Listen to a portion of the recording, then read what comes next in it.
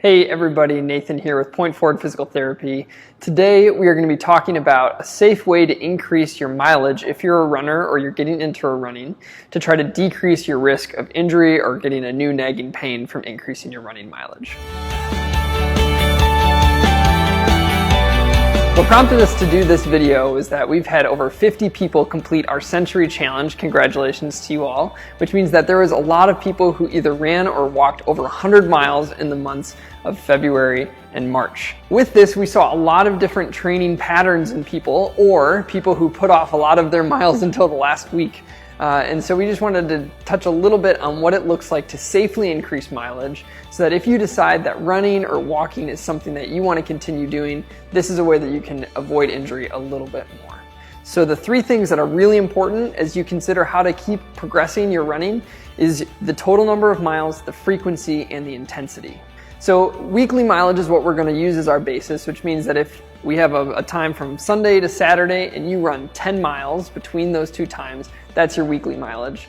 What the evidence is basically showing now is that we're not exactly sure the perfect number to increase each week to decrease injury, but the general recommendation is to increase no more than 10% of mileage per week. Frequency is another piece. So this is all based off of the reality that when we use our muscles for any sort of exercise, they're going to need physiological time to recover.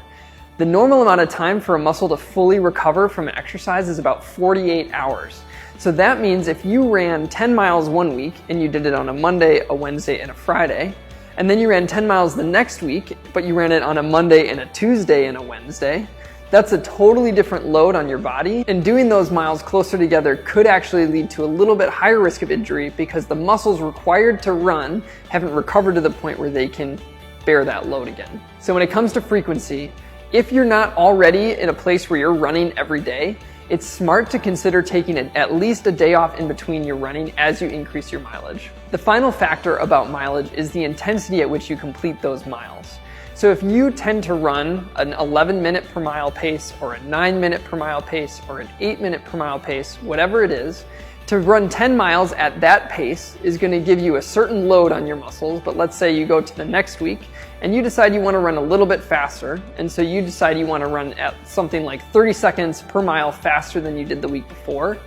That's going to put a much higher load on the muscles required to run and the tissues required to stabilize your body and your lower extremity. So here's what it really comes down to. When you're thinking about increasing your mileage, try not to go more than 10% per week. But if you're increasing your actual mileage, consider keeping your frequency and your intensity the same. Only take one of those three factors and increase only one of them at a time. If you want any more tips on how you personally could do your training, we here at Point Forward, we love to work with runners and meet with them. So we'd love to meet with you, talk about your running goals, and we have programs set up to help runners improve their running fitness or just increase their running in general.